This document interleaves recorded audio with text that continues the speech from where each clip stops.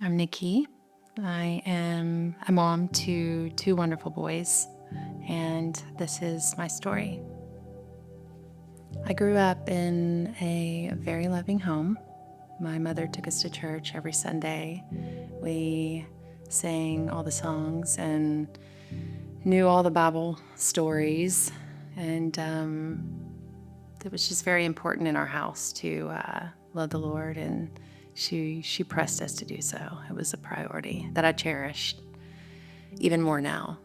One Sunday morning, at a very young age, I went down and gave my heart to Jesus and was baptized the same day. I remember it like it was yesterday.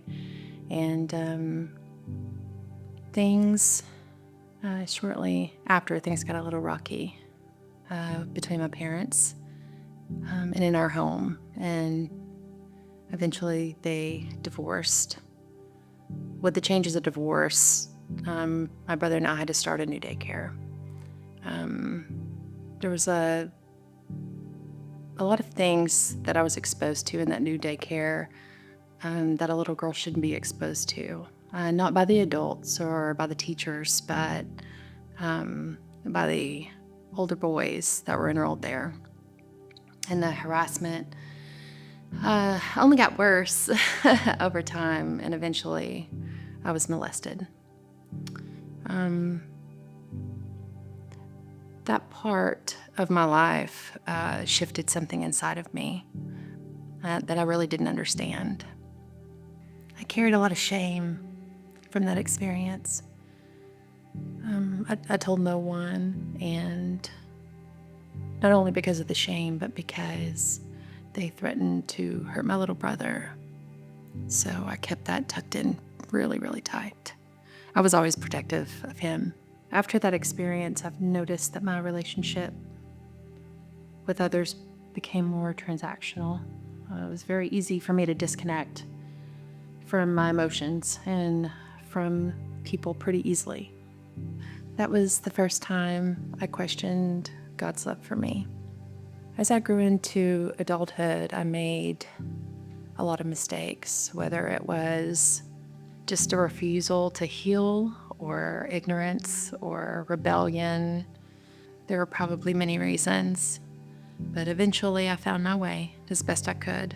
And I met my husband, and we got married, and we raised a family as best we knew how at that time. But we made sure that the church was a good place for them, just as I grew up. Our marriage was rocky from the start. We really didn't know how to be married. We both came from broken homes. We didn't know how to invest in each other. And we spent our time busying ourselves with the boys' schedules and church activities. I don't remember opening my Bible at all outside of church during any of that time. In 2019, everything came to a head, and me and my husband divorced. Pretty quickly, the boys and I felt the effects of that divorce. And then began the spiral of COVID. I ended up losing my job. My health took a turn for the worse at that time, and my oldest son fell into a very deep depression. During that time, I was in a place where I was trying to control everything and save everyone. I was attempting to fill the voids and the pain with anything. I was casually dating. I was drinking heavily. I felt completely separated from God's presence during that time. I felt forgotten and abandoned, but that was exactly where the enemy wanted me. I had to come to the end of me to open my heart to meet Christ. But he was there. All I had to do was ask. In that moment, I fell to my knees I think the only words I could muster was, "I'm sorry. I have nothing left." My heart was saying so much more. I was bitter. I was hurt. I was angry. But that's exactly where he met me, was in that desperation. That was a pivotal moment in my life. So I opened my Bible and dove in with my whole heart this time. I think I started in the New Testament, and that's where I fell in love with Jesus. I couldn't stop.